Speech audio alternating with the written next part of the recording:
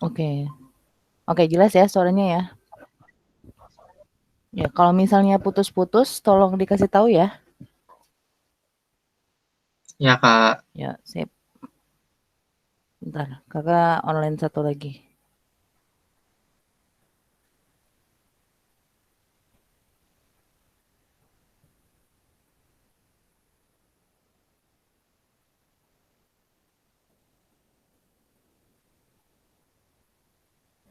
Oke. Oke, Assalamualaikum warahmatullahi wabarakatuh. Selamat sore. Ya, kenalkan nama Kakak Kalia. Hari ini kita akan belajar bahasa Indonesia. Kita akan membahas TPS UTBK ya. Kalau nggak salah kalian, oh ya, ini kan udah masuk ke proses. Jadi kita akan membahas TPS prediksi 6, persiapan 6 dari buku yang baru, dari buku Pejuang PTN 3 gitu. Ntar Kakak share dulu.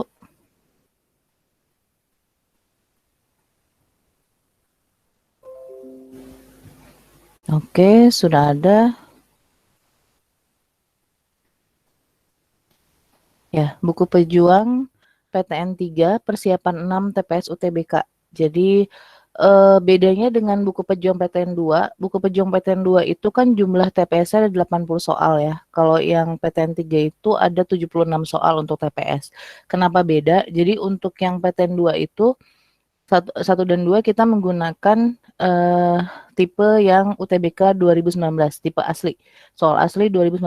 Sedangkan untuk yang buku Pejuang PTN 3 kita menggunakan tipe soal UTBK 2020. Jadi ada 76 soal. Nah, untuk 2021 soalnya masih sama 76 soal, tapi kurang tahu nih menggunakan tipe gabungan atau mirip seperti UTBK 2020. Kalau dari segi soal, untuk pertanyaan-pertanyaannya nggak terlalu beda jauh. Tapi kalau untuk paragrafnya, UTBK 2019 itu paragrafnya lebih panjang, sedangkan kalau 2020 itu paragrafnya lebih pendek. Untuk 2021 tergantung sama panitianya ya, entah lebih panjang atau lebih pendek. Tapi ya semoga apapun itu soalnya, semoga kalian bisa mengerjakannya dengan baik dan benar. Sehingga nilai kalian maksimal dan kalian dapat diterima di PTN yang kalian impikan. Amin. Oke. Sebelum kita mulai, ada baiknya kita berdoa dulu. Semoga yang kita pelajari, semoga pembelajaran ini dapat berjalan dengan lancar. Berdoa mulai.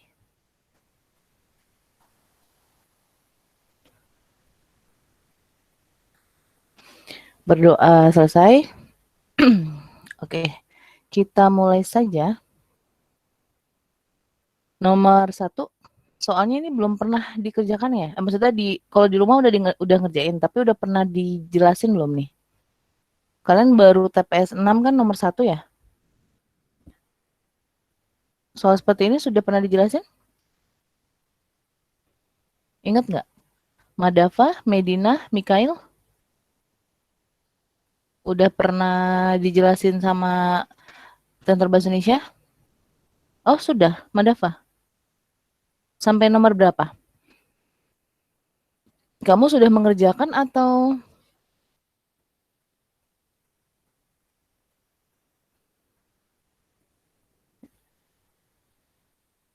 sudahkah? Sampai nomor berapa sih?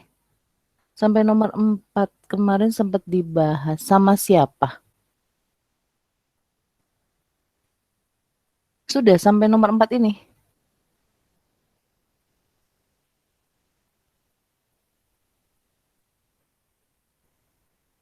Sama siapa ya? Sama siapa Kak? Siapa? Soalnya di inian Kakak, coba bentar ya, Kakak lihat agenda dulu deh.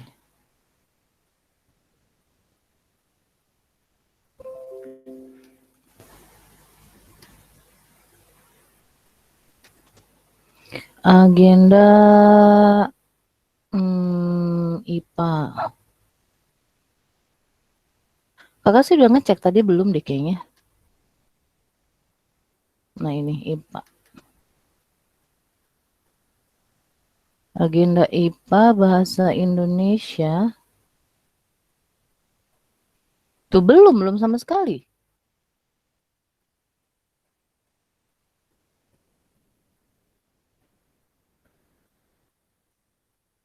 Terus kalian dijelasin sama siapa tuh? Madifa? Kalau nggak Ingat salah nggak? waktu itu sama Kak Imam, Kak. Kebiasaan Kak Imam tidak menulis agenda. Oke, Kak Imam sudah menjelaskan nomor 1 sampai 4. Terus abis PU apa? Lengkap ke PBM ya? Jadi nomor nomor 5 sampai nomor 11-nya dijelasin nggak? Oh, langsung ke PBM. Jadi ngambil kayak contoh-contohnya gitu ya. Oke deh, baiklah. Oke, bentar. Ini sebenarnya kakak udah sih. Ini kakak ini dulu deh ya. Kakak jelasin dulu. Sekilas aja. Nomor 1 itu jawabannya C. Intinya dilihat dulu ABCD-nya. ABCD-nya itu mengacu pada kalimat ke-2 dan 3 gitu. Jadi kalian fokusnya ke kalimat 2 dan 3. Nah, dari kalimat 2 dan 3 itu kita bisa tahu jawabannya adalah yang C, itu yang benar gitu. Jadi nggak usah baca seluruh paragrafnya. Intinya kalau penalaran umum itu tuh kalian fokusnya ke pertanyaannya gitu ya. Pertanyaannya lalu lihat ke ABCD-nya. Terus untuk nomor 2 nggak usah kali ya, nggak usah jelasin ya. Langsung ke nomor 5 aja deh. Oke, untuk nomor 5 nih. Berdasarkan informasi tersebut, manakah simpulan di bawah ini yang benar? Nah, ini belum pernah dijelasin? Belum ya? Apa sudah? Belum, Kak. Belum, oke. Nah, kalau kita lihat dari A sampai E, ini bedanya hanya semua beberapa, kemudian ada tidak mengalami, ada mengalami, terus ada dapat bertahan dan tidak dapat bertahan. Jadi berarti kita nggak usah baca seluruh teksnya, kita cari dulu. Kira-kira ABCDE ini dia terkait dengan kalimat berapa gitu. Nah, yang ada hubungannya dengan, ya berarti cari kata kuncinya dulu ya, keywordnya itu apa sih? Nah, keywordnya itu adalah, nah, aduh. Keywordnya itu adalah industri penurunan produksi bertahan terus-menerus gitu. Nah, ini ada di kalimat kedua. Tidak ada industri batik yang dapat bertahan secara terus-menerus. Walaupun sempat maju dan berkembang pesat pada tahun 1970-an, beberapa industri batik di Jawa mengalami penurunan produksi. Nah, dari kalimat tersebut ya, di sini ada kata semua industri. Lalu ada kata mengalami penurunan produksi. Berarti dia hanya mengambil dari yang tidak ada industri batik yang dapat bertahan terus-menerus, sama yang ini, beberapa industri batik di Jawa mengalami penurunan produksi. Karena di sini tidak ada kata Jawa, berarti Jawanya ini bisa kita hilangkan. Intinya kita cari dulu premis yang berhubungan dengan pilihannya. Nah, karena ini dia lebih ke semua beberapa, berarti ini kita ubah nih premisnya menjadi mirip seperti ini. Jadi nanti bisa kita simpulkan. Nah, perubahan premis itu sendiri yang untuk bagian pertama, premis pertama, di situ ada kata tidak ada industri batik yang dapat bertahan secara terus-menerus. Ini bisa kita ubah menjadi semua industri batik tidak dapat bertahan terus-menerus. Sama nggak maknanya? Tidak ada industri batik yang dapat bertahan secara terus-menerus dengan semua industri batik tidak dapat bertahan terus-menerus. Sama nggak maknanya? Secara terus-menerus. Nah, ini maknanya sama nggak? Kalau dijadiin ada kata tidak ada industri batik yang dapat bertahan secara terus-menerus, kita ganti dengan semua industri batik tidak dapat bertahan secara terus-menerus. Maknanya sama atau tidak? Bagaimana? Sama. Sama ya. Nah, dari premis ini langsung kita analisis. Dengan demikian ya, kalau dia bilang semua industri tidak dapat bertahan, berarti kalau pada kesimpulan ada frase dapat bertahan terus-menerus, berarti itu salah. Karena kan dia bilangnya semua. Semua industri batik tidak dapat bertahan. Berarti kalau di pilihannya ABCD ini ada frase yang menyatakan dapat bertahan terus-menerus, berarti itu salah. Nah, sekarang kita bisa lihat nih. Yang A dapat bertahan, yang B dapat bertahan, C tidak dapat bertahan, D dapat bertahan, yang E tidak dapat bertahan. Nah, sedangkan premisnya semua industri tidak dapat bertahan. Berarti kalau ada frase yang bilangnya dapat bertahan, itu berarti salah. Nah, dengan demikian kita bisa simpulkan bahwa pilihan A, B, sama D itu pasti salah kesimpulannya. Karena terdapat frase dapat bertahan secara terus-menerus. Padahal di premisnya seharusnya tidak dapat bertahan secara terus-menerus. Ya, karena semua. Terus sekarang yang kedua. Yang kedua itu kan di kalimatnya bunyinya premisnya beberapa industri batik di Jawa mengalami penurunan produksi. Nah, sedangkan di sini nggak ada Jawa kan, berarti Jawanya bisa kita hilangkan. Lalu premisnya berarti beberapa industri batik mengalami penurunan produksi.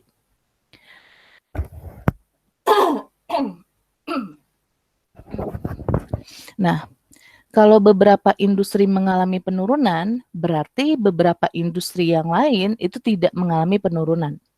Jadi kita analisis bahwa kesimpulan yang mungkin dapat ditarik adalah ini berarti ada beberapa industri batik yang tidak mengalami penurunan produksi. Jadi contohnya ada 100 industri, 50-nya mengalami penurunan produksi, 50-nya berarti tidak mengalami produksi.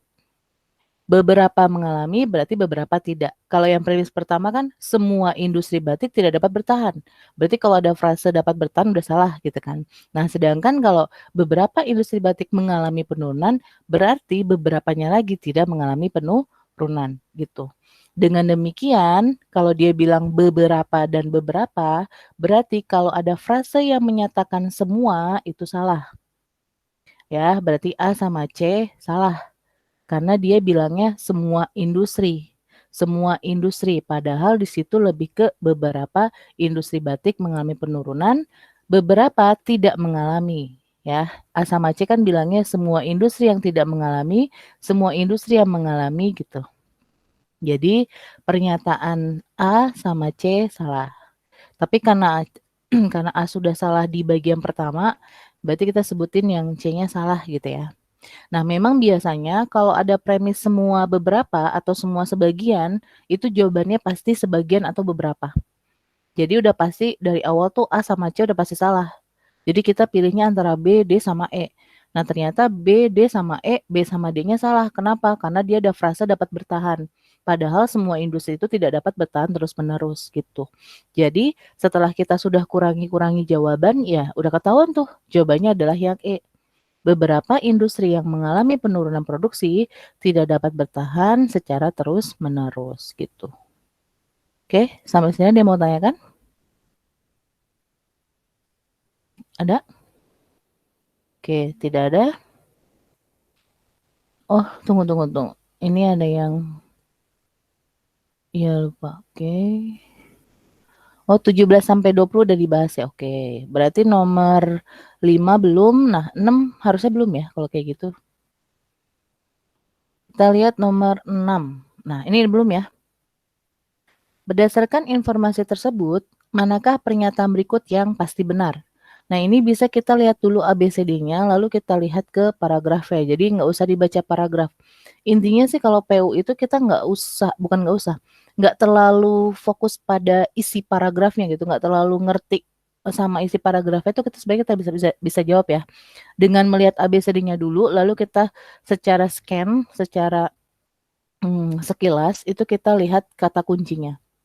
Nah, sekarang yang A.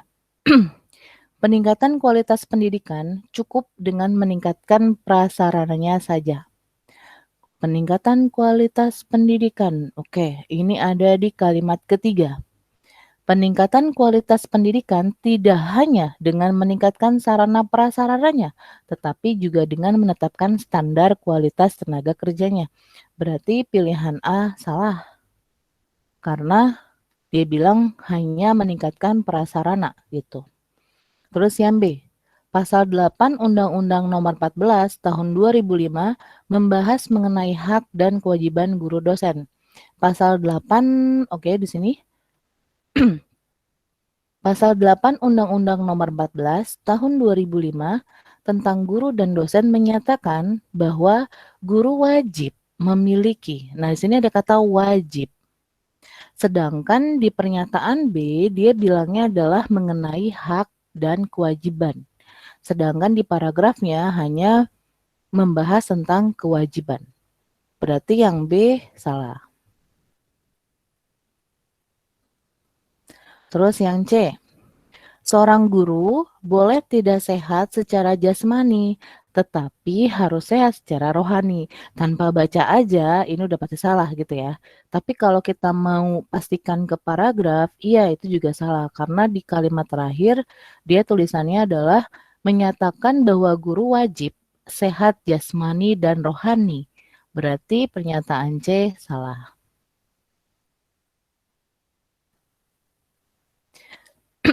Terus yang D. Dalam peningkatan mutu pendidikan, guru menjadi figur sentral. Nah, figur sentral itu ada di kalimat pertama. Guru menjadi figur sentral dalam peningkatan mutu pendidikan. Ini cuma dibalik, keterangannya taruh depan. Nah, ini betul. Jadi, pernyataan D sesuai dengan kalimat pertama. Sebenarnya sampai sini bisa sih jawab ya langsung. Cuma kalau kalian mau menentukan yang E juga bisa sih. Kualifikasi guru sebagai tenaga pengajar sangat tidak berperan. Nah, ini tidak sesuai dengan kalimat 2. Karena di kalimat 2 dia berkata bahwa kualitas guru sebagai tenaga pengajar sangat berperan. Jadi untuk nomor 6 jawabannya adalah delta. Oke. Lanjut nomor 7. Bentar ya, kakak minum dulu.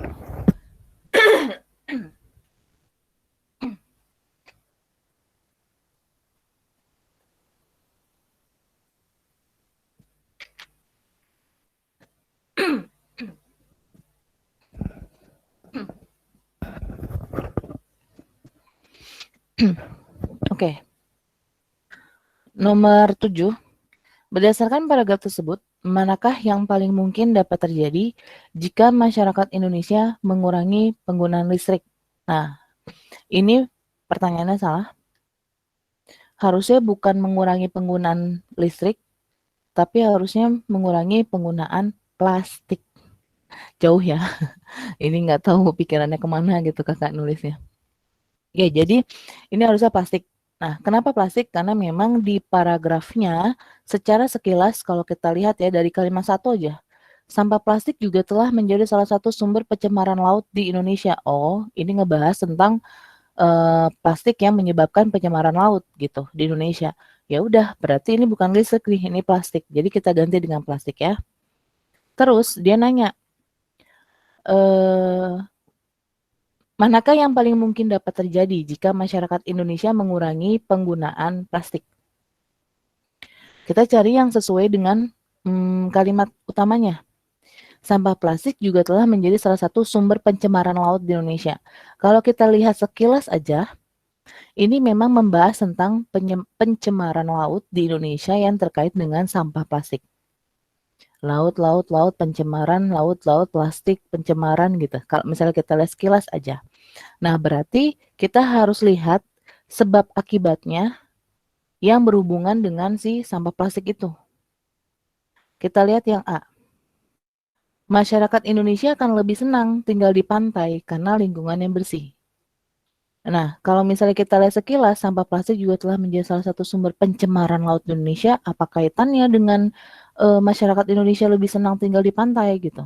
Jadi yang A ini salah, karena nggak sesuai ya. Maksudnya kayak gagasannya beda banget. Yang dia masalah pencemaran. Jadi kalau misalnya mengurangi penggunaan plastik harusnya berhubungan sama pengurangan pencemaran dong gitu. Terus yang B, tidak ada sampah plastik yang ditemukan di setiap wilayah Indonesia. Nah, kalau wilayah Indonesia ya salah, karena kan dia lebih mengutamakan pencemaran lautnya, bukan wilayah Indonesia secara keseluruhan. Jadi yang B salah. Terus yang C, ekosistem laut akan punah secara perlahan-lahan karena efek sampah plastik. Ya kan di sini bilangnya mengurangi penggunaan, masa bisa memusnahkan gitu ya. Jadi yang C salah nih. Terus yang D, perusahaan pembuatan produk berbahan plastik akan mengalami gulung tikar, nggak ada hubungannya dengan pencemaran laut. Jadi yang D salah. Terus yang E, sampah plastik akan sedikit berkurang dan kondisi laut di Indonesia tidak mengalami pencemaran laut. Nah, ini bisa. Ya, jadi yang E ada hubungannya dengan pencemaran laut dan ketika kita mengurangi penggunaan plastik, maka ya kondisi lautnya itu ya sampah plastiknya akan berkurang gitu dan kondisi lautnya itu tidak mengalami pencemaran laut. Tapi untuk tidak mengalami pencemaran laut juga kan nggak setuju ya. Karena kan ya kalau kita mengurangi penggunaan plastik tetap ada pencemaran walaupun nggak banyak. Jadi harusnya sih dia ngomongnya di E itu gini, sampah plastik akan sedikit berkurang dan kondisi laut di Indonesia akan pencemarannya akan berkurang gitu misalnya. Tetap mengalami tapi berkurang. Ini Nabila Denta kenapa ya? Suara kakak kedengeran nggak? Putus-putus nggak sih? Enggak, Kedengeran, Kak. Kak. Kedengeran ya? Oke. So dari tadi Nabila Denta masuk keluar. Takutnya jaringannya atau gimana gitu kakak. Oke, kita lanjut. Jadi nomor 7 jawabannya E. Ini masih tergolong mudah ya. Jadi kita lihat sekilas aja. Ini kalau PU tuh nggak terlalu harus ngerti konteks paragrafnya. Kita bisa lihat sekilas. Lalu yang nomor 8. Nah, nomor 8 ini juga belum kan ya kualitas simpulan tersebut? Udah pernah dibahas? Belum, Kak. Belum, oke. Nah, kita lihat premisnya dulu. Kan ini ngomongin simpulan, ada premis kan di situ. Ada kata jika gitu ya. Jika rutin meminum secangkir kopi, maka kasus depresi menurun sebesar 13%. Itu premis pertama. Jadi kita tandain dulu nih. Oh, premis pertamanya adalah jika rutin meminum secangkir kopi, maka kasus depresi menurun sebesar 13%. Terus dibilang, masyarakat daerah X rutin minum secangkir kopi setiap hari. Nah, masyarakat daerah X rutin minum secangkir kopi setiap hari. Ini dua premis nih. Terus di soalnya dia bilang gini, simpulan berdasarkan informasi dalam teks tersebut adalah masyarakat daerah X tidak ada yang mengalami depresi. Jadi simpulan yang ada di soal ini belum tentu benar. Ya, belum tentu benar dan belum tentu salah. Jadi kita disuruh menilai manakah pernyataan berikut yang menggambarkan kualitas simpulan tersebut. Jadi kita disuruh nilai nih, kesimpulan ini betul nggak? Sesuai nggak dengan premis? Kalau misalnya sesuai banget, berarti pasti benar. Kalau misalnya agak kurang sesuai, tapi dia masih lebih mendekati kebenaran, itu berarti mungkin benar. Tapi yang namanya mungkin berarti kemungkinan ada salah gitu ya. Tapi lebih ke benar. Terus kalau yang pasti salah, ya udah, ini udah pasti salah nih, udah kelihatan dari premisnya juga udah beda banget. Nah, sedangkan kalau misalnya dia ada kemungkinan benar, ada kemungkinan salah, tapi dia lebih mendekati ke salah, nah itu berarti simpulan mungkin salah gitu.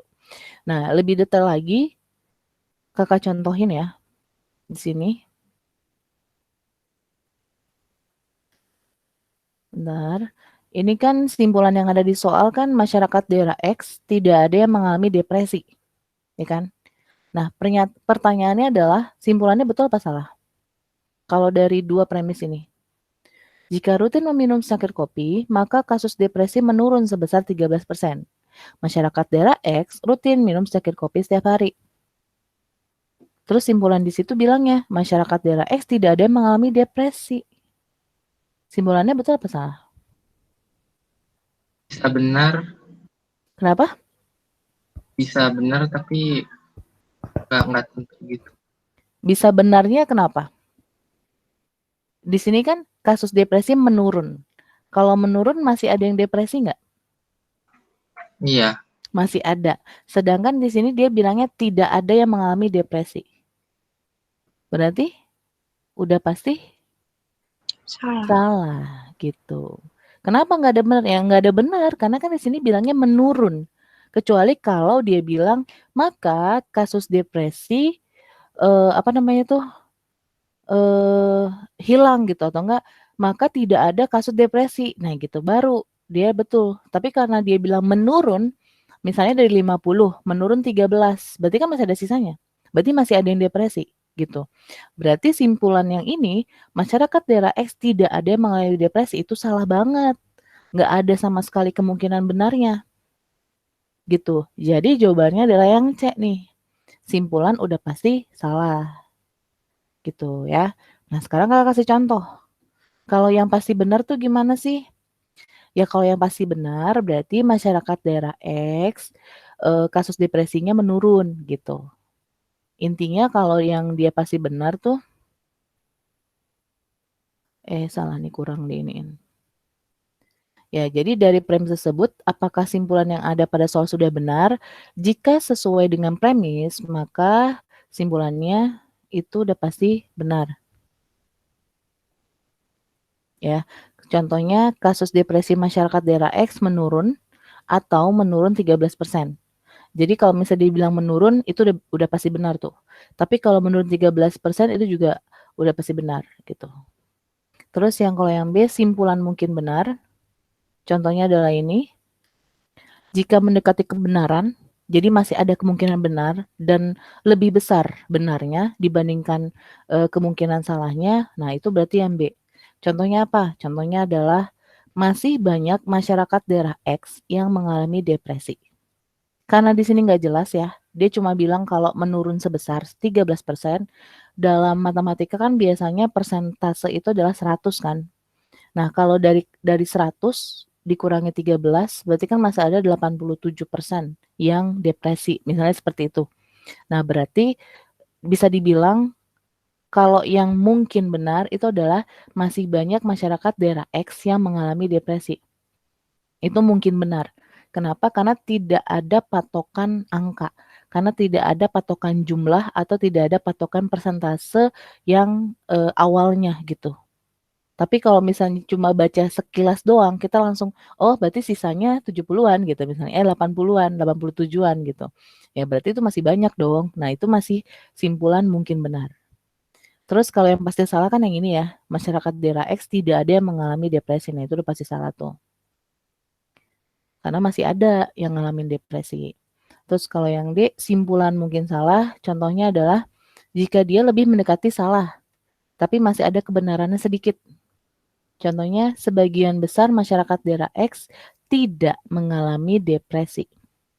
Atau bisa juga sebagian kecil masyarakat daerah X mengalami depresi misalnya. Jadi intinya kalau misalnya sebagian besar masyarakat daerah X tidak mengalami depresi, nah itu dia ada kemungkinan salahnya. Terus yang E, simpulan tidak dapat dinilai karena informasi tidak cukup, biasanya premisnya cuma satu. Atau ada premis yang masyarakat daerah X rutin minum sakit kopi setiap hari gitu. Tapi nggak ada premis yang menjelaskannya. Nah, berarti itu dia tidak lengkap. Karena informasi nggak cukup. Informasi tidak bisa ditarik kesimpulan. Itu jawabannya yang E. Jadi, dengan demikian dari penjelasan yang ada ya, jawabannya adalah yang C. Karena di situ bilangnya dia tidak ada, padahal masih ada. Nomor 8 C. Nomor 9. Kalau ada pertanyaan langsung aja ya. Baik itu yang sesuai sama topiknya ataupun enggak, tiba-tiba kalian mau lengkap, silakan. Nomor 8. Manakah pernyataan berikut yang akan memperlemah informasi mengenai manfaat kopi tersebut? Nah, manfaat kopi di paragraf itu ada di kalimat-kalimat terakhir, 2 kalimat terakhir dari kata beberapa. Beberapa manfaat diantaranya mencegah penyakit kronis seperti diabetes, mengurangi risiko penyakit liver, mengurangi risiko terkena penyakit Parkinson dan Alzheimer. Konsumsi kopi juga mampu meningkatkan ketahanan dan kinerja tubuh ketika beraktivitas dalam waktu yang lama. Nah, sedangkan di sini yang tidak sesuai adalah yang E, membantu memperbaiki kualitas tidur. Kenapa nggak sesuai atau kenapa dia memperlemah? Ya karena kan di kalimat terakhirnya itu ada kata manfaat kopi juga mampu meningkatkan ketahanan dan kinerja tubuh. Dari ketahanan dan kinerja tubuh berarti dia membuat kantuk itu hilang atau stamina kita terjaga gitu kan. Sedangkan yang E itu membantu memperbaiki kualitas tidur. Ya gimana mungkin mau berkualitas tidurnya kalau kita nggak ngantuk. Kalau nggak ngantuk kan nggak akan tidur. Yang ada pasti kayak kebangun karena nggak ngantuk atau susah tidur gitu. Jadi untuk nomor 9 jawabannya yang E. Kalau menurut kakak nggak terlalu susah, kakak kan lumayan cepet ya ngejelasinnya. Tapi kalau misalnya kalian ngerasa kayak, kak bentar kak pelan-pelan kak gitu. Kak maaf kak saya nggak ngerti, ya udah ngomong aja. Oke ya, nomor 9 jawabannya adalah E. Masih dilihat dari paragrafnya sesuai dengan apa yang diminta sama dia. Sekarang kita ke nomor 10. Nah, nomor 10 ini agak lumayan bikin kita mikir. Karena kalau misalnya kalian nggak teliti, pasti kalian akan jawab bahwa A itu salah. Kan ini sebenarnya pernyataan yang tidak benar gitu kan ya. Terus kalau misalnya kalian sekedar cuma ngelihat mana yang sesuai dan nggak sesuai, tanpa diperhatikan lagi, tanpa dianalisis lagi, maka kalian akan langsung mengatakan bahwa A itu salah. Sekitar 47 jenis burung paruh bengkok yang tidak endemik ada di Indonesia. Nah, kita cari kata kuncinya adalah burung paruh bengkok. Burung paruh bengkok itu ada di kalimat kesekian. Di sini tulisannya adalah 78 jenis burung paruh bengkok, 40% endemik. Oh, salah Kak, nggak sesuai karena di situ 78 dan dia bilangnya endemik sedangkan di A itu adalah 47 jenis dan dia di situ tidak endemik. Nah, masalahnya ini bukan sekedar segampang itu gitu. Jadi ternyata kita analisis dulu nih. Di teksnya itu dia hanya menyebutkan 78 jenis burung paruh bengkok, 40% endemik. Berarti ketika dia bilang yang A, sekitar 47 jenis burung paruh bengkok yang tidak endemik ada di Indonesia. Nah, ini berarti kita harus ngitung dulu. Kalau 40%-nya endemik, berarti yang tidak endemik adalah 60%. Jadi kita harus menghitung 78 dari 60%, 60% dari 78 itu berapa? Apakah 47? Kalau 47 berarti pernyataan A benar. Ya, jadi kita lihat, kita ngitung ya, totalnya berapa? 78. Di sini kan 40% endemik, berarti kan 60%-nya tidak kan? Ya udah, berarti 78 dikali 0,6. Hasilnya adalah 46,8. Kita genapkan, kita bulatkan ke atas jadinya 47. Karena kan kalau jenis nggak mungkin koma-komaan. Jadi 47 jenis burung paruh bengkok yang tidak endemik ada di Indonesia, betul. Oke, jadi pernyataan A betul. Iya ya. Nanti pas UTBK bisa bawa bukan bawa bisa nyoret-nyoret gitu Kak. Boleh. Di soal tipe apa aja. Oh bukan, jadi nanti sama mereka, sama panitia tuh kalian kayak dikasih kertas buram gitu. Terus kertas buramnya itu nanti ketika pulang disuruh ditinggalin. Dipakainya nggak harus di PK gitu Kak. Enggak harus. Kan PU itu kan ada PK-nya. Di PU kan ada penalaran kuantitatif kan. Di nomor 1 sampai 11 kan teks tuh. Nomor 12 sampai 16 kan ini apa sih namanya kuantitatif. Jadi pasti ya udah minta aja Kak ini ada penalaran kuantitatif gitu. Masa iya nggak ada? Ya kalau nggak ada kalian coret-coret aja itu mejanya. Pasti ada lah gitu ya. Jadi diminta aja. Kalau kalian nggak dikasih, kalian minta. Kalau misalnya nggak dibolehin ya udah kalian bawa kertas HVS sendiri, terus tunjukin ke panitia kalau nggak ada coretan sama sekali gitu. Terus udah nggak ada coretan sama sekali, nanti biasanya ketika pulang itu coretan nggak boleh dibawa keluar. Jadi emang kayak nggak boleh ada soal asli keluar gitu loh. Madava Berarti nanya, siap-siap aja kenapa? bawa HVS. Tetap harus ya udah tetap coba aja dibawa aja sendiri dulu. Takutnya nanti dari panitia kelupaan atau gimana gitu. Kan lebih baik ada ya, lebih baik menyediakan sendiri gitu, mempersiapkan sendiri daripada nanti tiba-tiba nggak ada gitu. Tapi sih dari tahun ke tahun selalu dikasih sih. Tapi lebih baik bawa aja. bawa aja kertas HVS sendiri atau buku misalnya kosong gitu.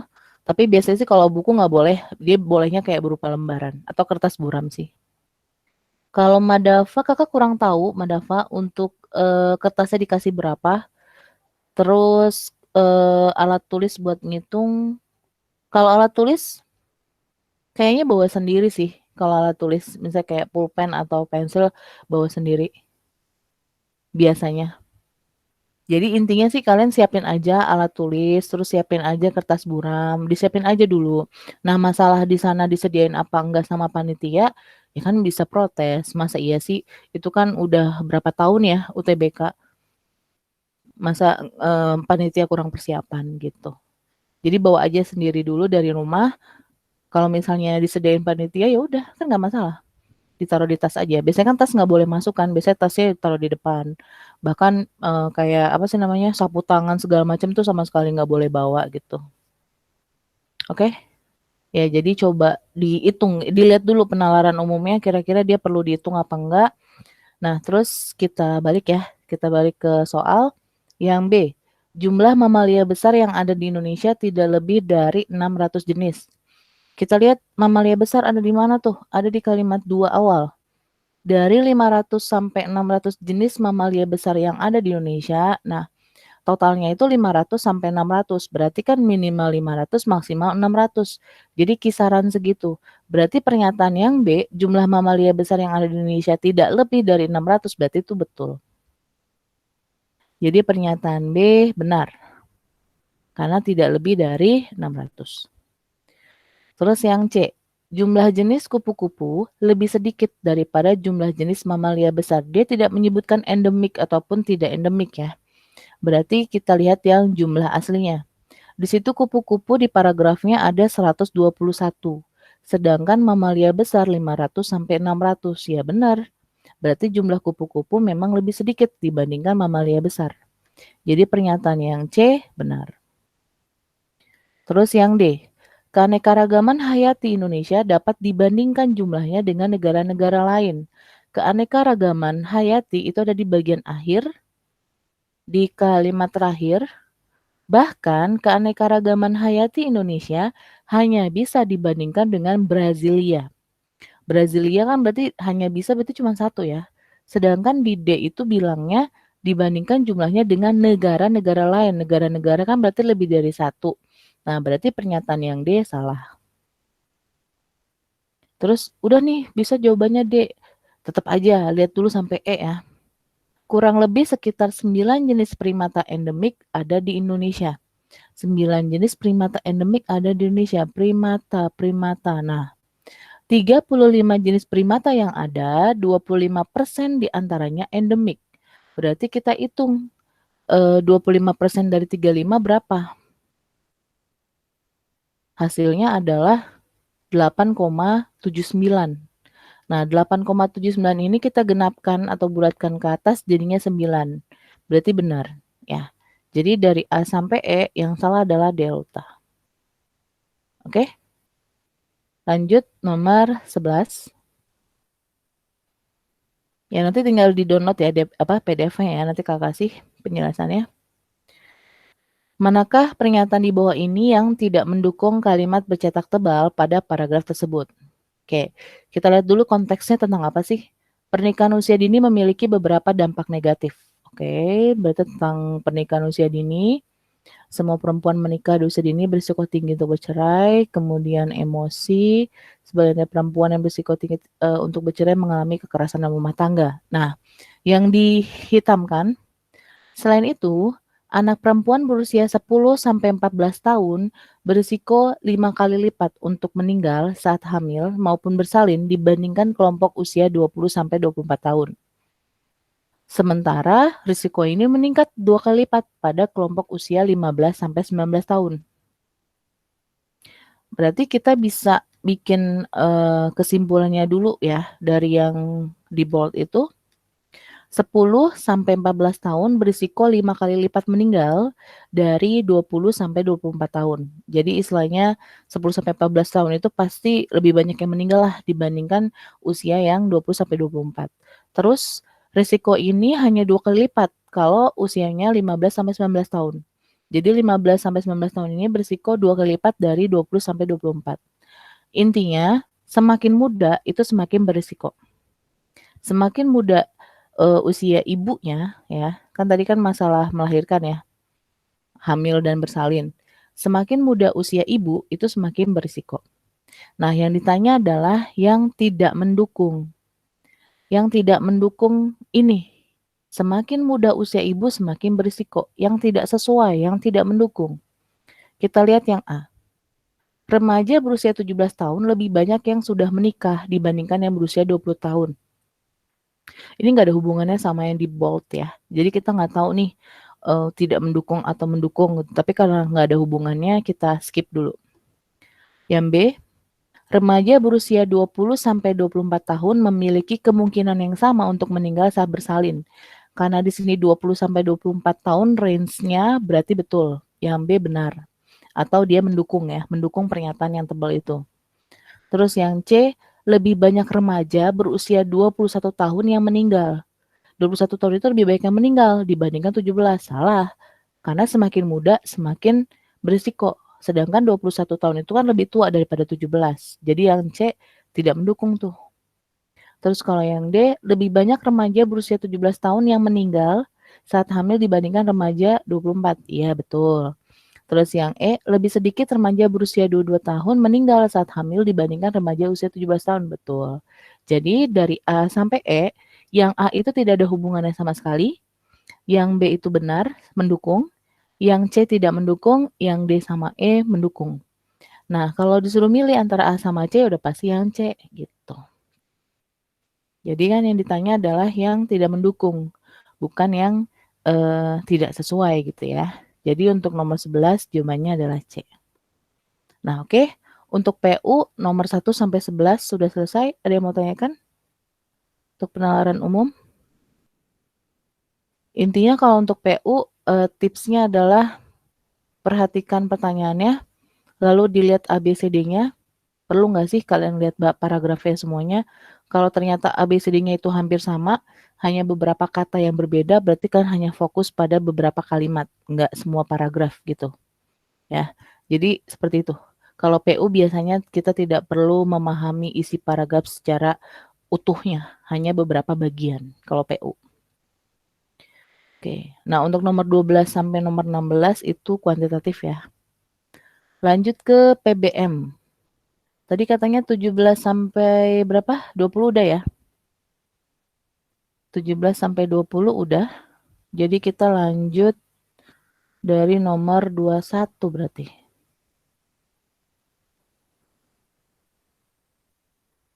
Oke. Kata mereka pada paragraf 2 mengacu pada, nah ini paragraf 2 nih, di sebelah kanannya. Biasanya sih kalau rujukan tuh kalimat sebelumnya kan. Ada beberapa elemen masyarakat yang senantiasa berupaya mengembangkan serta menjaga eksistensinya. Mereka sadar. Nah, sebenarnya kalau dilihat dari kalimat sebelumnya, dia lebih mengacu pada beberapa elemen masyarakat. Masalahnya di pilihannya nggak ada. Elemen masyarakat kan putra-putri bangsa elemen. Manusia, orang-orang zaman sekarang, bangsa Indonesia, itu adalah elemen gitu ya. Jadi coba kita baca kalimat sebelumnya. Karena beberapa elemen masyarakat itu sepertinya menjelaskan kalimat sebelumnya tuh. Di kalimat sebelumnya ada kata, meskipun demikian, ternyata masih banyak putra-putri bangsa yang berupaya untuk mempertahankan dan menegaskan eksistensi bahasa Indonesia. Jadi, kemungkinan mereka itu mengacu pada elemen, tapi juga mengacu pada putra-putri bangsa. Jadi, jawabannya nomor 21 adalah yang A. Intinya sih kalau ada pertanyaan rujukan, kalian fokusnya ke kalimat sebelumnya atau dua kalimat sebelumnya. Lebih ke situ sih. Jadi nggak perlu baca seluruh teksnya. Apalagi PBM ya. Kalau PBM biasanya dia nanya frase, nanya kata, nanya bagian-bagian dari kalimat biasanya gitu. Ejaan, tanda baca gitu. Jadi nggak usah baca seluruh teksnya. Kalaupun perlu ya udah cari gagasan utamanya aja. Oke. Nomor 21A, nomor 22.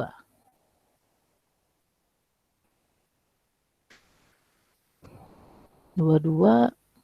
Oh, 22 bonus ya. Kenapa bonus? Jadi cara yang paling efisien adalah membuang sadaran. Nah, ini sudah ada di kalimat terakhir nih. Jadi ini kakak lupa ngilangin. Ini bonusnya. Jawaban sudah ada dalam teks. Ini bonus 22, lanjut ke nomor 23. Nah, ini nih. Oke, ini gampang. Ada yang bisa jawab? Yang ditanya adalah penulisan pada kata atau frase yang ditebalkan pada paragraf 1 seharusnya itu kan tulisannya di nomor 2 kan ya. Di nomor spasi 2 kan. Nah, ini penulisannya salah, kata dia. Nah, kita disuruh memperbaiki. Seharusnya penulisannya yang mana? Yang B. Yang B. Bravo. Oke. Bogor. Bogor. Bravo. Alpha, Bravo, Charlie, Delta, Echo. Bogor. Ntar ngomongnya B apa? Bogor, D, Depok gitu ya. Kalau A apa? Aceh. Aceh. Oke, baik. Ya, jawabannya B di nomor 2 kan. Kenapa? Kenapa Mail? Kenapa Mikael? Kok Mail sih? Kenapa Mikael? Aturannya gitu, kecuali yang reduplikasi. Kalau reduplikasi tetap ada kata hubungnya. Kalau reduplikasi tetap ada kata hubungnya, tapi kalau nggak ada, aturannya digabung. Iya. Oke. Kalau di nomor 2, kalau bertanggung jawab tulisannya gimana? Bertanggung spasi jawab. Oh ya, kalau Gimana dua-duanya gimana? ada imbuhan, digabung. Kalau salah satu ada imbuhan, nggak digabung. Oke, maksudnya salah satu tuh awalan akhiran ya, gitu ya. Oke ya, jadi benar ya kata Mikail. Jadi pertama gini, ini contoh nih. Bentar. Agak susah ya. Dia sebenarnya udah kakak ketik, udah kakak putihin gitu, biar nggak kelihatan. Baru nih kakak biruin, ya. Harusnya pakai PPT. Nah, contoh misalnya beritahu. Beritahu itu kan ada 2 kata. Kata dasarnya ada 2. Ketika dia hanya berupa kata dasar, maka beritahu itu dipisah. Beri spasi tahu. Sama seperti apa ini ya? Ini tanggung jawab nih. Sama seperti tanggung jawab ya. Tanggung jawab juga dia dipisah. Tanggung spasi jawab. Kalau dia berupa kata dasar ya. Dia berupa kata dasar, maka tanggung jawab dipisah. Nah, begitupun dengan nomor 2. Nomor 2 itu kalau dia hanya berupa kata dasar, dia juga dipisah. Nomor 2 dipisah. Nah, sekarang ada yang namanya awalan atau prefix. Jika kata dasar ini diberikan awalan saja, maka tulisannya tetap dipisah. Tanggung jawab pun sama, ya. Sedangkan nomor 2 nggak bisa ya, bernomor 2 bisa ya. Di nomor 2, kalau di nomor 2 udah beda ya, itu kata depan. Nah, contohnya misalnya beritahulah. Beritahu kalau hanya dikasih awalan, dia tulisannya bisa. Tanggung jawab dikasih awalan, dia tulisannya bisa. Nah, kalau beritahu dikasih akhiran saja, terus tanggung jawab dikasih akhiran saja, itu juga dipisah. Misalnya beritahukan, tanggung jawabkan, itu dipisah. Tapi kalau misalnya kata dasar tersebut diberikan awalan dan akhiran, jadi ada awalan dan penutup ya, ada yang mengawali dan menutup, awalan dan akhiran atau disebut dengan konfiks, dia tulisannya semua digabung. Memberitahukan, mempertanggungjawabkan, menomorduakan atau dinomorduakan, tergantung ya, imbuhannya mekan atau dikan gitu. Sama, dipertanggungjawabkan atau mempertanggungjawabkan, tergantung imbuhannya. Diberitahukan atau memberitahukan, semuanya digabung gitu. Jadi caranya seperti itu. Kalau ada 2 kata, diberikan awalan dan akhiran, mau sepanjang apapun itu tulisannya digabung. Sedangkan kalau hanya diberikan awalan, pisah. Hanya diberikan akhiran, pisah. Gitu. Oke, jadi jawabannya adalah yang B.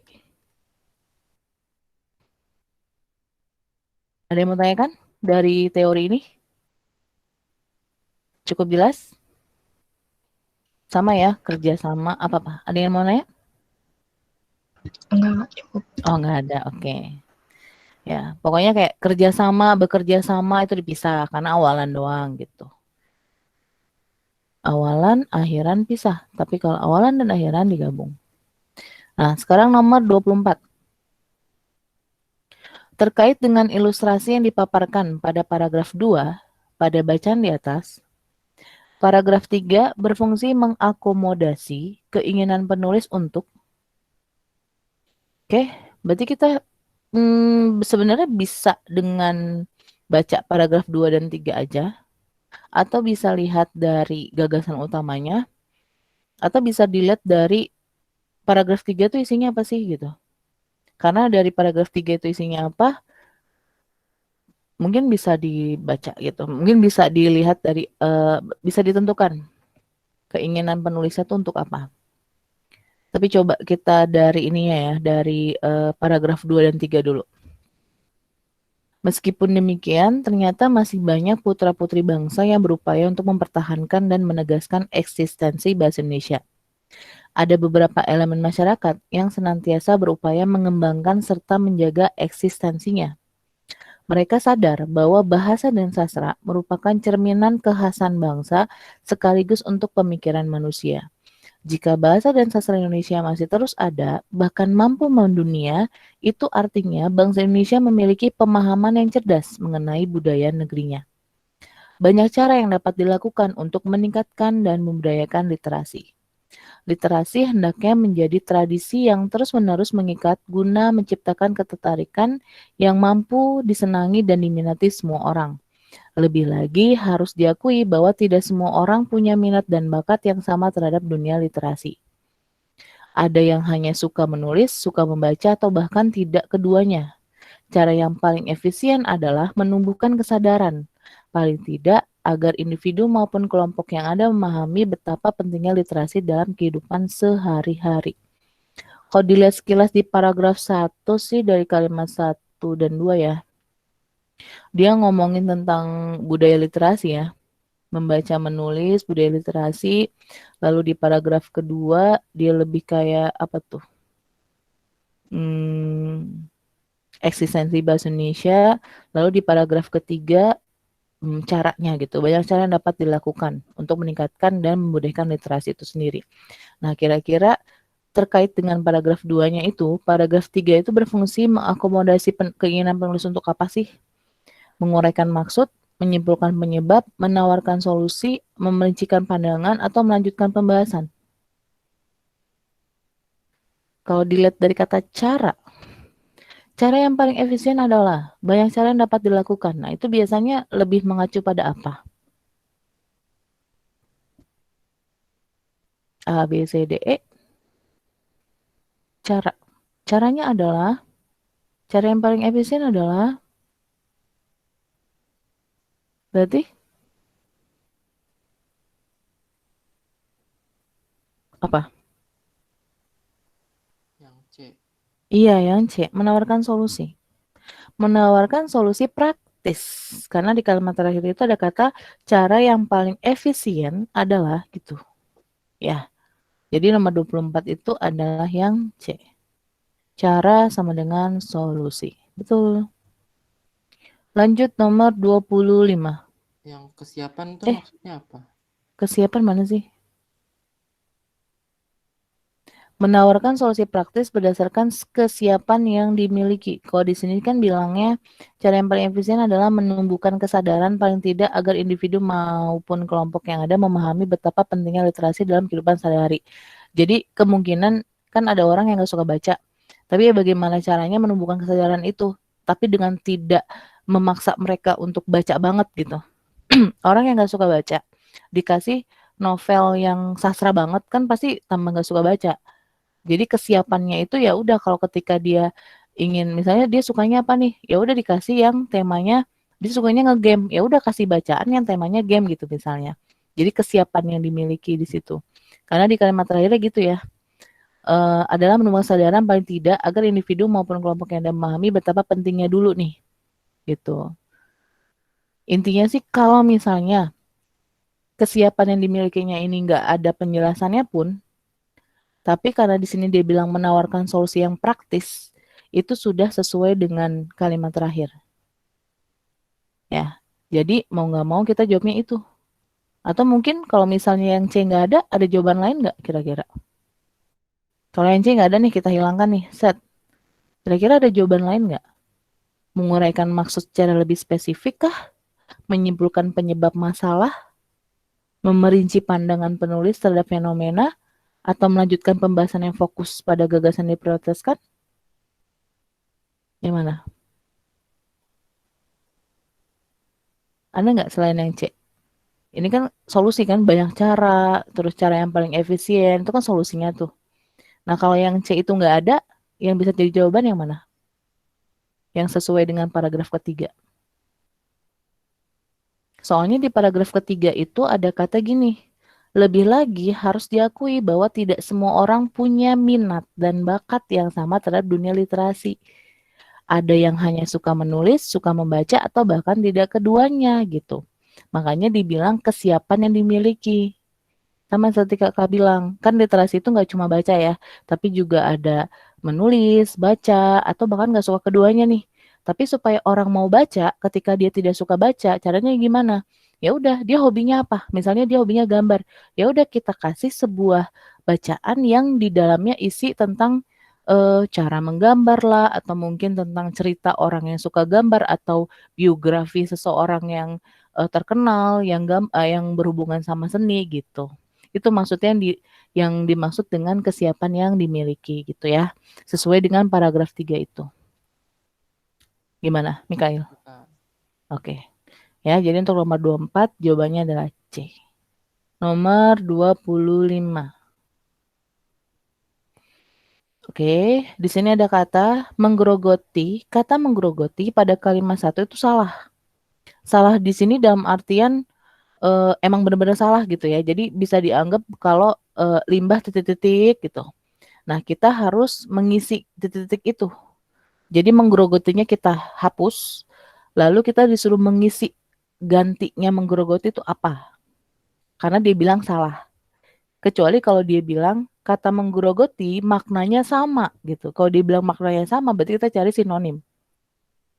Misalnya kayak, oh menggerogoti itu kan kiasan Kak, berarti yang maknanya sama yang berupa kiasan lebih ke merusak misalnya. Nah itu lebih ngeliat dari maknanya kan. Tapi kalau misalnya dia bilang kata salah, anggaplah itu nggak ada. Nah kira-kira kata yang bisa kita taruh di situ yang sesuai dengan konteksnya itu yang mana? Apakah menyelimuti, memenuhi, membahayakan, merusak, atau menumpuk? Hutan bakau Vietnam dipenuhi dengan kantung plastik. Seekor paus di Thailand mati akibat menelan sampah plastik. Dan limbah menggerogoti pantai-pantai Indonesia. Nah, kira-kira menggerogotinya itu kita hilangkan, lalu kita ganti dengan apa? Ada yang bisa? Dari feeling dulu. Coba. Pertama dari feeling dulu deh. Ada yang bisa jawab? Gak apa-apa, salah juga. Kan ini kita main feeling dulu nih.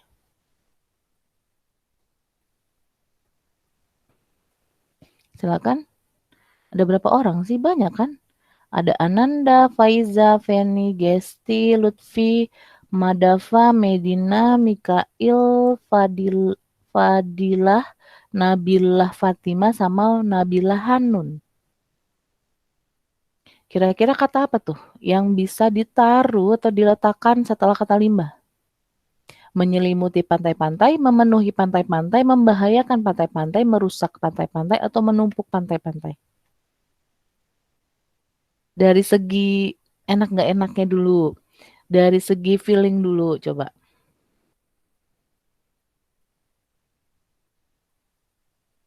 Gimana? Nggak ada yang mau nyoba? Memenuhi enggak, Kak? Memenuhi nggak? Oke. Kita keep dulu ya, memenuhi. Nah, sebenarnya soal seperti ini memang tidak bisa dipelajari. Tidak ada tips khusus gitu. Jadi ini jatuhnya adalah sebuah pertanyaan yang benar apa enggaknya itu tergantung keberuntungan gitu. Kalau menurut Kakak. Kenapa? Karena kalau dia udah ngomongin makna, berarti kan ada makna sesuai dengan konteksnya, ada juga makna yang sesuai dengan kamus. Nah masalahnya kamus besar bahasa Indonesia itu kan tebal banget ya. Gak mungkin dong kita hafal. Dan kalian juga gak boleh dong lihat KBBI ketika ujian. Jadi kamus bisa kita abaikan dulu nih. Terus kalau dari konteksnya, nah masalah enak nggak enak berarti kan itu sudah masuk ke dalam, subjektif kan. Enak bagi kamu belum tentu enak bagi saya gitu kan. Jadi makanya soal seperti ini jatuhnya adalah, ya masalah keberuntungan. Nah tadi kan Mikael bilangnya memenuhi. Limbah memenuhi pantai-pantai Indonesia. Kalau misalnya memenuhi, itu anggapannya kayak, apa ya, misalnya nih sampah, kita masukin ke dalam bak. Bak itu dipenuhi oleh sampah. Berarti tuh kalau misalnya pantai atau laut, berarti tuh sampahnya itu banyak banget tuh di dalam lautnya. Atau di dalam, apa sih namanya tuh, di dalam, pasir-pasirnya tuh jadi banyak banget. Karena dibilangnya memenuhi. Nah berarti itu benar nggak? Sesuai dengan konteks nggak? Kalau memenuhi? Enggak. Enggak kan? Nah, jadi itu bisa kita coret dulu tuh. Tapi kan itu masalah enak nggak enak kan? Kalau menurut kamu enak, menurut kakak kurang nih, kurang pas nih. Karena makna yang kakak tahu memenuhi itu tuh itu gitu. Makanya kakak bilang ini adalah sebuah keberuntungan kalau benar. Terus ada yang bilang merusak. Oke, limbah merusak pantai-pantai Indonesia. Nah, masalahnya merusak. Rusak itu berarti dia sudah tidak bisa dipakai lagi. Tidak bisa digunakan lagi. Mainan rusak ya udah buang gitu kan. Nah, kan dia tidak merusak. Masih bisa dipakai meskipun kotor gitu. Terus menumpuk. Bukan, kalau menumpuk itu berarti hanya ditumpukan, hanya ada di beberapa bagian itu menumpuk. Jadi itu lebih tepatnya adalah menyelimuti. Limbah plastik menyelimuti pantai-pantai, berarti di permukaan. Diselimuti kan kalau kita bikin pakai selimut kan hanya di atas ya selimut ya, permukaan aja gitu. Jadi di antara yang lain kata-kata yang lebih tepat adalah yang A, yaitu menyelimuti dibandingkan memenuhi, merusak sama menumpuk. Kalau membahayakan sih enggak ya gitu. Nah itu Kalau masalah apa? kalau sungai baru memenuhi, Kak. Kalau sungai, ya karena kan kalau sungai kan nggak terlalu luas ya. Misalnya dia memenuhi bisa aja karena kan pasti dia tenggelam-tenggelam tuh di dalam sungai itu pasti banyak. Oh mungkin kali deh, jangan sungai deh, kali. Ya kalau sampah kan di bawah kali-kali tuh udah kayak dipenuhin sama sampah kan. Nah kalau kali itu bisa tuh. Kalau sungai masih agak sungai kakak belum kebayang sih banyak sampah. Biasanya kan kalau sungai itu kan bening kan, masih masih bening lah gitu. Kalau kali kan udah butek gitu. Jadi kalau dipenuhi oleh sampah itu masih wajar kalau kali. Tapi kalau pantai atau laut kayaknya nggak mungkin ya ada sampah. Pasti dia ngambang gitu. Karena kan laut kan terlalu luas. Ya, jadi tergantung sama konteksnya lagi, enak nggak enaknya. Nah, kalau ini kakak gabungkan antara konteksnya dengan KBBI, karena kebetulan kakak ngajar, jadi masih bisa ngeliat KBBI gitu. Kalau kalian kan nanti nggak bisa tuh, ya. Jadi kalau berdasarkan KBBI, menyelimuti itu adalah menyelubungi atau bisa juga ada di permukaan. Kalau memenuhi itu mengisi hingga penuh atau hampir penuh. Membahayakan itu mengancam keselamatan, mendatangkan bahaya. Kalau merusak itu tidak bisa digunakan, menjadikan rusak atau sudah tidak sempurna atau baik utuh, sudah tidak utuh lagi gitu. Menumpuk itu menimbun, mengumpulkan banyak-banyak. Nah, dari segi makna KBBI aja, sama yang kakak jelasin tadi, sesuai dengan konteksnya, itu jawabannya adalah yang A, yaitu menyelimuti gitu. Emang nih soalnya kayak ya udah keberuntungan aja gitu. Jadi kalau menurut kakak ya daripada kalian capek-capek belajar soal seperti ini nanti diabaikan aja nih soal kayak gini. Ketika ngerjain Bismillahirrohmanirrohim, mudah-mudahan saya benar gitu. Atau itu kancing. Tapi sih lebih bagus kalau sesuai dengan konteksnya ya. Lebih ke analisis diri kalian sendiri gitu. Oke, nomor 26. Topik saya benar. Oke, dia bahas topik yang mungkin dibahas pada paragraf berikutnya. Ini kayaknya paragrafnya setelah kakak baca nih agak jelek. Kenapa agak jelek? Karena dia tuh kayak nggak terlalu tidak terlalu menggunakan gagasan utama gitu loh. Jadi kayak intinya itu kayak dia semacam kayak cerita gitu. Cerita yang harus kita baca secara keseluruhan baru kita tahu tuh isi paragrafnya tentang apa. Gitu.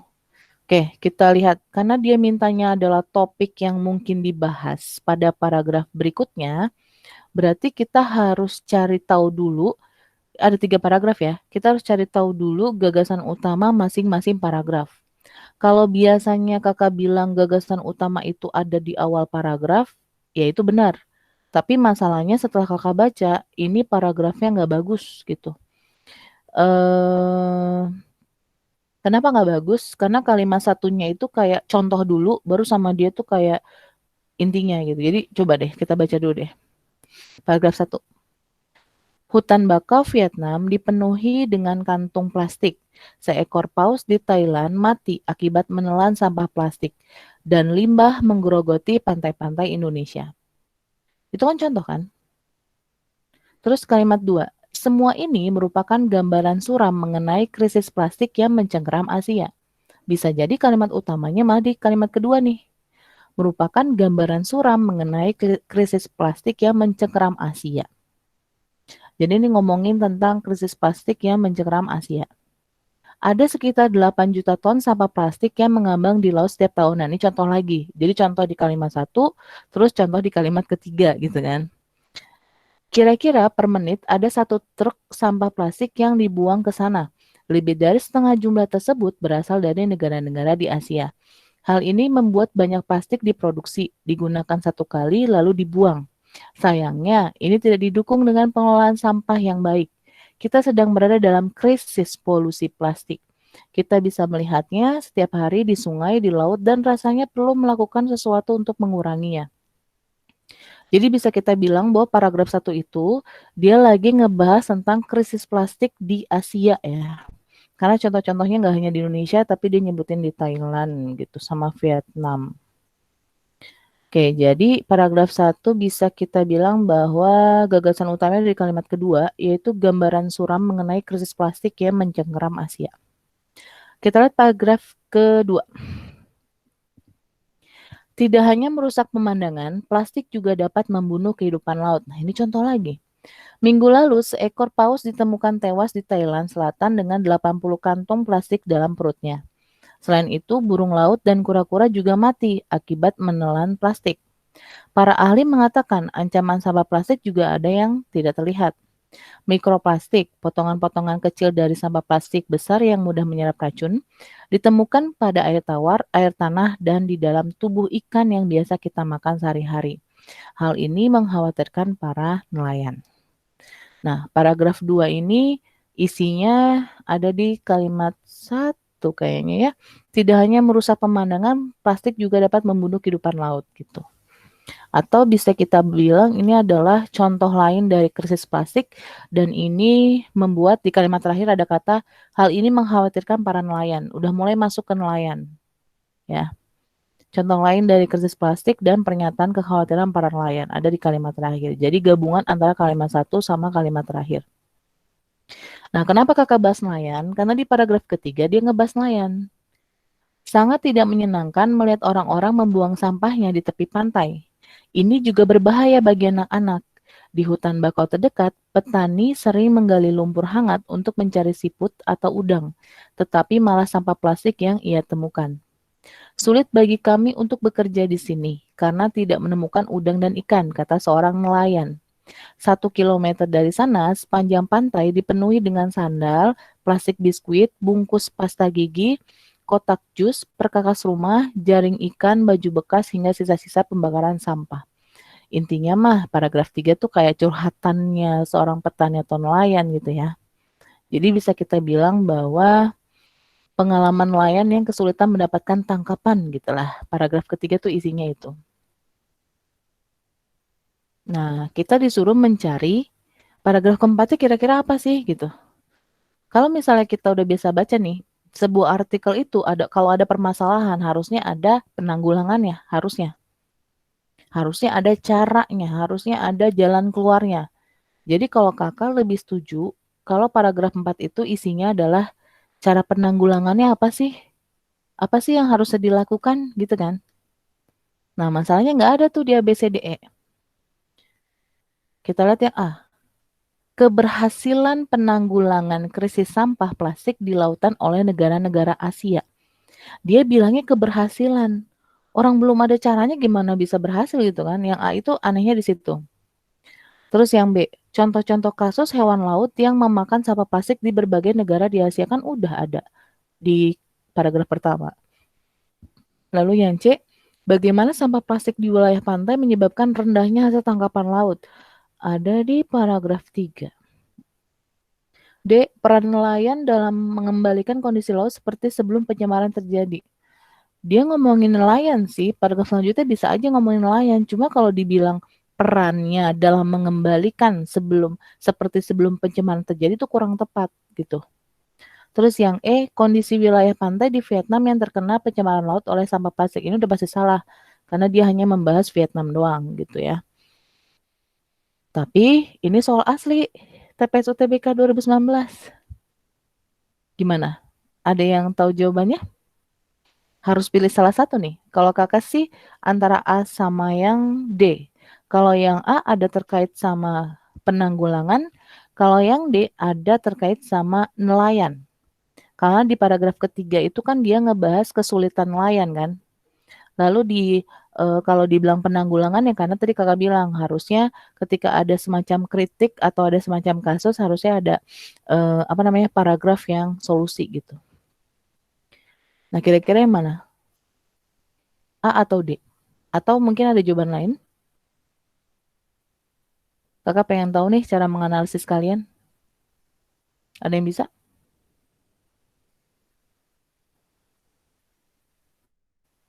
Pada diem-diem aja nih. Kayak lebih ke A gitu nggak sih, Kak? Nah, tadi yang A itu kan ada kata keberhasilan. Harusnya kan ada cara penanggulangannya dulu gitu kan. Caranya dulu nih. Kok tiba-tiba ngomongin keberhasilan? Nah, kakak tuh agak susahnya gitu. Kok keberhasilan sih orang caranya aja belum? Kan belum ngomongin, kan dibilang kan topik yang mungkin dibahas pada paragraf berikutnya. Berarti paragraf keempat kan? Kalau ngomongin keberhasilan, tiba-tiba keberhasilan, caranya apa gitu? Harusnya cara dulu ya, baru kemudian keberhasilan. Itu lebih tepat tuh. Yang D nggak sih Kak? Yang mana? Yang D. Bravo. D. Bravo apa Delta? Depok. Kan dia Depok. ngomongin. Kan Heeh. lainnya itu komplain gitu. Habis itu Mm-mm. ditunjukin bahwa nelayannya melakukan apa gitu. Mm-mm. Ya, nah itu ya. Jadi antara A sama D, kalau yang A karena penanggulangannya, tapi ada keberhasilan di situ jadi aneh. Nah kalau yang D peran nelayannya mungkin disebutin ya peran nelayannya tuh gini gini gini gini gitu kan. Nah kakak kurang setuju dengan dalam mengembalikan kondisi laut seperti sebelum pencemaran terjadi. Cuma jika dibandingkan A sama D, memang kalau dilihat dari paragraf ketiga itu lebih tepat yang delta gitu. Tapi kalau misalnya dilihat dari artikel yang biasanya harusnya lebih ke penanggulangan. Cuma kalau karena dia bilang topik paragraf berikutnya dan paragraf ketiganya itu lebih ke nelayan dan yang A itu kurang masuk akal di keberhasilan, ya udah. Berarti kita jawabnya adalah yang D. Peran nelayan dalam mengembalikan kondisi laut seperti sebelum pencemaran terjadi. Kemungkinan isi paragrafnya akan ada menyebutkan apa aja sih yang dilakukan nelayan gitu. Jadi mereka ternyata nggak cuma ngeluh nih, tapi mereka juga ngasih semacam jalan keluar gitu ya, jalan keluar. Mereka melakukan ini, mereka melakukan itu sehingga pencemarannya berkurang, misalnya gitu. Ya, jadi dari analisis yang seadanya dan ternyata itu adalah soal UTBK asli, ya udah mau nggak mau antara A sama D, kita lebih memilih yang D. Kenapa? Karena di paragraf ketiga itu dia ngebahas nelayan. Jadi ya udah kita masukin aja yaitu yang D gitu. Kenapa bukan A? Itu keberhasilan kok tiba-tiba bahas keberhasilan gitu. Dan kalau kita yang A pun sebenarnya dari paragraf 3 kita langsung lompat ngejelasin balik lagi ke paragraf 1 jatuhnya ya, yaitu penanggulangan krisis sampah plastik itu yang di paragraf 1. Jadi lebih tepat yang delta gitu. Jadi analisisnya seperti itu ya. Dilihat dulu ABCD-nya masing-masing. Kalau misalnya ada 2 jawaban yang kemungkinan bisa jadi jawaban ya udah dianalisis lagi, dicocokin lagi sesuai dengan paragraf yang ada. Oke? Kita lanjut nomor 20 apa-apa? Ada Apa-apa? artikel aslinya. Iya, di artikel aslinya gimana? Udah selesai, maksudnya nggak nyambung sama Oh jawabannya. iya. Oh, jadi itu udah selesai gitu hingga sisa-sisa pembakaran sampah udah selesai. Katanya sih kurang koordinasi pengumpulan sampah antar negara lain. Terus Mm-mm. hanya 40% sampah dikumpulkan dengan baik, sisanya ke laut. ada Mhm. ketergantungan pada penggunaan plastik. Melihat tersebut, Ocean Conservancy memperkirakan jumlah sampah mencapai 250 juta ton pada 2025. Udah. Lah, nggak ada hubungannya ya? Ya Allah, ya udahlah, ya gitulah. Ya itu makanya ya. Jadi emang di teks aslinya aja, tapi yang di awal-awalnya mirip banget. Yang di paragraf-paragraf awalnya mirip ya? Eh, Kayaknya diedit dikit sih, Kak. Oh, diedit ya gitu. Makanya dari awal juga ini kayak kakak ngeliat kok paragrafnya jelek banget gitu. Maksudnya jelek kayak gitu. Gagasan utamanya ada di mana? Terus kalimat penjelas ada di mana? Jadi kayak kalimat penjelas, gagasan utama, kalimat penjelas gitu. Terus gagasan utama, penjelas-penjelas tiba-tiba ngebahas gagasan yang lain. Jadi kayak agak aneh aja nih paragrafnya. Ya udah ya. Ya semoga nggak ada soal seperti ini yang membingungkan kalian ya. Setidaknya kakak memberikan contoh cara nganalisisnya gimana sih gitu. Balikin lagi ke paragrafnya. Jadi bisa dilihat dulu dari gagasan utamanya. Dari gagasan utamanya itu baru kita bisa memperkira kira-kira kelanjutannya apa gitu. Oke? Lanjut nomor 27.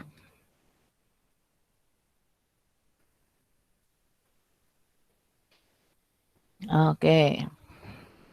Kalimat yang dicetak miring di paragraf 3 memiliki makna yang sama dengan di hutan bakau terdekat, petani sering menggali lumpur hangat untuk mencari siput atau udang, tetapi malah sampah plastik yang ia temukan.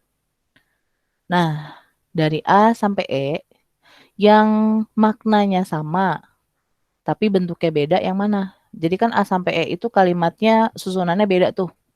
Tapi yang maknanya sama yang mana? Dari yang dimiringkan itu.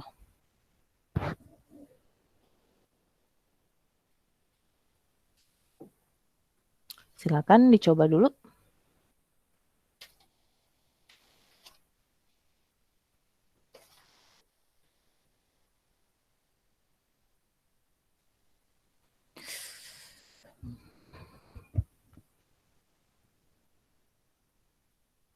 Gimana nih?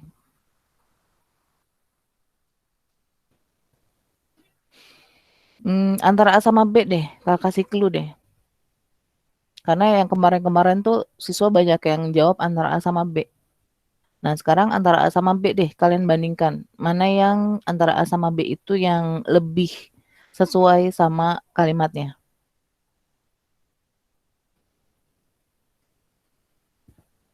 Silakan. Di hutan bakau terdekat, petani sering menggali lumpur hangat untuk mencari siput atau udang, tetapi malah sampah plastik yang ia temukan. Yang A, bukannya menemukan siput atau udang di lumpur yang terdapat di hutan bakau di dekat tempat tinggal mereka, petani malah hanya mendapatkan sampah plastik. B, saat menggali lumpur hangat, apa? Ada Berapa yang masih? lebih ke Bravo? Mhm. Oke, nah memang banyak yang jawab B. Tapi coba dilihat, di situ bilangnya di sekitar hutan bakau. Di sekitar hutan bakau. Sedangkan di kalimatnya bilangnya apa? Di hutan bakau terdekat. Nah, pertanyaannya sama gak maknanya antara di hutan bakau dengan di sekitar hutan bakau? Misalnya nih, Kak, kalian ada di mana? Ya, di sekitar SG. Kalian di mana? Di SG. Sama nggak? Beda kan Beda sih. maknanya? Nah, gitu. Jadi, kebanyakan pada jawab B. Karena kalau yang A, kok bilangnya hanya mendapatkan sampah plastik sih, Kak, gitu kan. Nah iya, di teksnya kan bilang, di hutan bakau terdekat, petani sering menggali lumpur hangat untuk mencari siput atau udang. Tetapi malah sampah plastik yang ia temukan. Berarti kan mereka nggak nemuin siput udang, mereka nemuinnya sampah plastik gitu. Jadi memang terkecohnya di A sama B itu, dan banyak yang jawab B. Nah pas kakak tanya, di sekitar hutan bakau sama di hutan bakau sama nggak? Beda. Jadi yang sama adalah yang A. Bukannya menemukan siput atau udang, di lumpur yang terdapat di hutan, kan menggali lumpur hangat kan, di lumpur yang terdapat di hutan bakau, di dekat tempat tinggal mereka, di hutan bakau terdekat, ya kan, sama tuh. Petani malah hanya mendapatkan sampah plastik, sama, tetapi malah sampah plastik yang ia temukan, gitu. Jadi antara A sama B itu lebih tepat yang A. Kebanyakan gitu sih pada jawab antara A sama B. Nah, yang B itu terkecoh sama di sekitar hutannya itu ya. Jadi untuk 27 jawabannya adalah yang A. Oke. Lanjut nomor 28.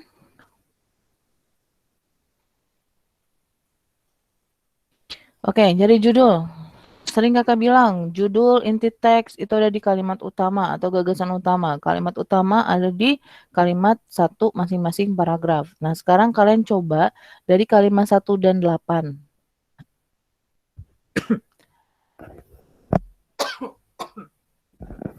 Nah, dari kalimat 1 dan 8 kalian bisa nemuin jawabannya nggak? Nih gini, kalimat 1 itu bisa A, bisa C. Kalimat 8 itu D, ya kan? Kalimat 1 antara A sama C. Kalimat 8 itu D. Nah, masalahnya nggak ada tuh penggabungan antara keduanya. Nah, berarti kita jawab antara A, C, atau D. Nah, kalian akan jawab apa?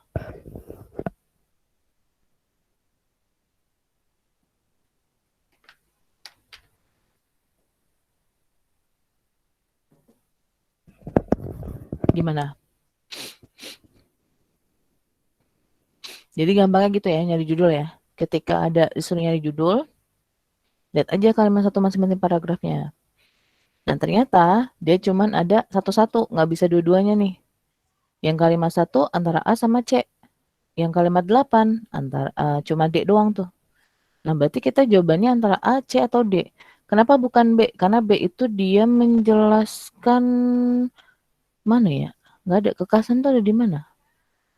Oh, kekasan itu adalah kalimat penjelasnya gitu.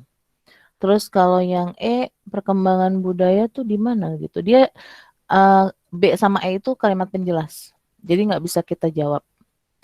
Yang mana nih? A, C, atau D? Paragraf 1 atau dari paragraf 2? C salah nggak sih Kak? Kenapa? C salah. Yang C salah, kenapa? Karena macam-macam budaya, tapi di kalimatnya nggak dijelasin budaya suku apa, suku ini, suku itu. Gitu. Oke, betul. Berarti yang antara A sama D? Delta nggak sih Kak? Iya, Iya. lebih ke delta. Jadi gini, kalau ada 2 paragraf, biasanya ya, ketika kita bikin karya tulis ilmiah, atau kita bikin artikel, biasanya paragraf 1 itu adalah penjelasan umum yang luas banget gitu. Jadi kalau misalkan baca artikel apapun itu, biasanya paragraf 1 itu baru penjelasan umumnya. Misalnya dia mau ngomongin HP baru,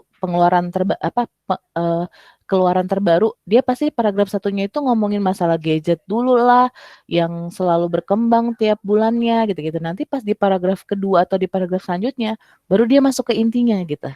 Nah, jadi kalau ada 2 pilihan seperti ini antara keanekaragaman budaya dengan perlunya kelestarian, maka kita jawabnya yang paragraf kedua karena poin utamanya ada di paragraf keduanya itu tentang pelestariannya gitu.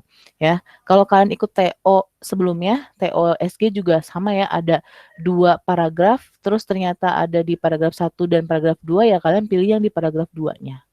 Oke? Jadi caranya seperti itu. Ini mana ya penjelasannya? Oh, ini belum, kakak belum nulis. Ya, jadi nanti kakak tulis penjelasannya. Intinya nomor 28 ini jawabannya adalah yang delta. Oke, perlunya pelestarian budaya Indonesia. Masih ada waktu. Lanjut nomor 29. Oke, kalimat mana yang merupakan hasil pemaduan kalimat 1 dan 2? Nah, ini kalimat 1 dan 2. Kenapa harus dipadukan? Karena dia memiliki subjek predikat yang sama. Indonesia memiliki. Nah, ketika digabung maka jadinya apa? Kalau kita lihat di A sampai E, dia hanya berbeda konjungsi ya. Yang A itu sehingga, yang B itu karena, C itu dan, kalau yang D itu pakai yang sama dengan. Nih, kalau yang E ada kata dengannya. Nah, kira-kira yang mana? Antara A, B, C, D, atau E?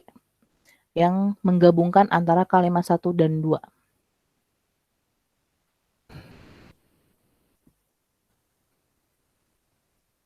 Gimana?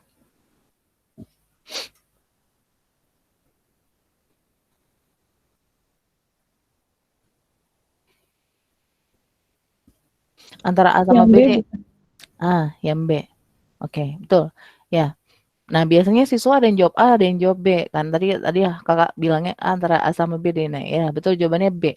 Kenapa bukan A? Kalau yang A itu kan sebab akibat. Indonesia memiliki bermacam-macam budaya, akibatnya memiliki kekhasan enggak ya, dia nggak sesuai.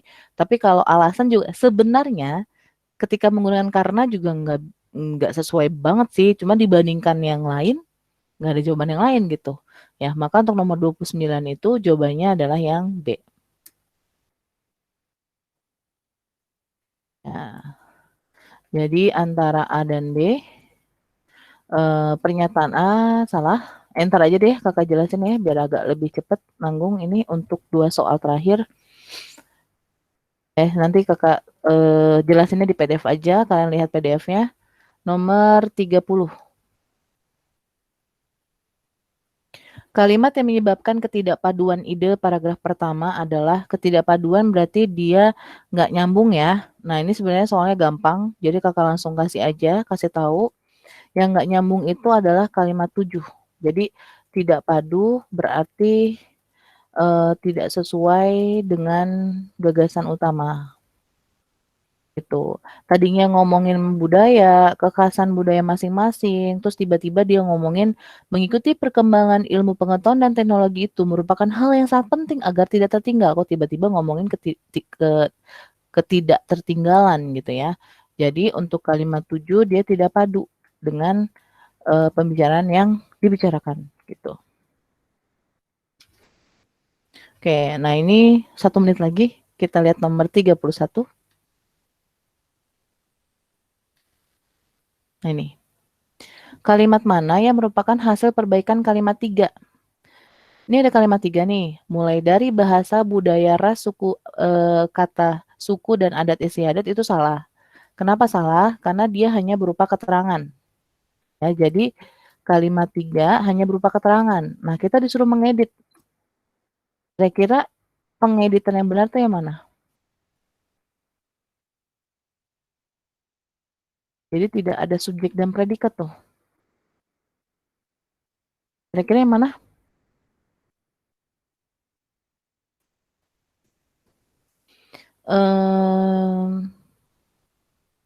Nih, kalau dilihat dari kalimat 2, Indonesia memiliki banyak daerah dengan kekhasan budaya masing-masing. Mulai dari bahasa, nah ini kan dia menjelaskan kalimat 2. Menjelaskan apanya? Menjelaskan kekhasannya. Jadi kita cari yang ada hubungannya dengan kekhasan. Nah, yang ada hubungannya dengan kekhasan? Yang A. Nah, antara A, oke, yang lain ada lagi kan? Antara A, lalu yang mana tuh? D, terus sama yang E, gitu. Kan ada 3 tuh yang kekhasan. Nah, terus jawabannya emang yang A ya. Kakak jelasin dulu kenapa D sama E salah. Kalau yang D, salahnya karena memiliki subjek dan predikat yang sama dengan kalimat 1 dan 2. Karena memiliki subjek dan predikat yang sama dengan kalimat 1 dan 2. Jadi terkesan kayak diulang lagi gitu.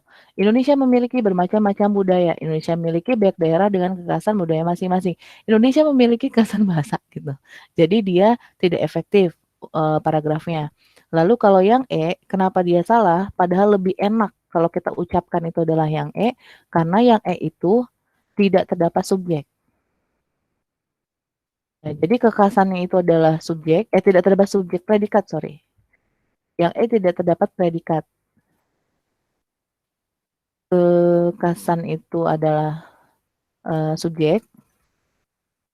Terus mulai dari bahasa, ini adalah keterangan. Jadi nggak ada predikatnya. Terus kalau yang A, ada nggak subjek predikatnya? Ada. Kalau yang A ini sendiri, dia tuh subjek predikat itu ada. Subjek itu banyak kekhasan. Terus ada keterangan di situ yaitu di Indonesia. Gitu. Ya, jadi sebenarnya ini adalah kalimat inversi alias predikatnya mendahului subjek. Ada banyak kekhasan gitu. Ya, banyak kekhasan itu ada di Indonesia. Jadi sebenarnya ada itu adalah predikat. Nah, ini yang lebih tepat. Jadi jawabannya adalah yang A. Ya, nanti silakan dibaca lagi PDF-nya. Karena juga Kakak, agak bingung ya dengan agendanya karena Kak Imam lupa untuk mengisi agenda. Jadi terkesan agak acak gitu. Ya, sudah pukul 5.32. Kakak sudahi saja sampai sini. Semoga apa yang kita pelajari dapat bermanfaat dan kalian dapat mengerjakan soal nanti itu dengan mudah dan benar semua. Amin ya. Oke, Kakak ucapkan wassalamualaikum warahmatullahi wabarakatuh. Waalaikumsalam. Waalaikumsalam. Makasih, Kak. Makasih, Kak. Iya, sama-sama.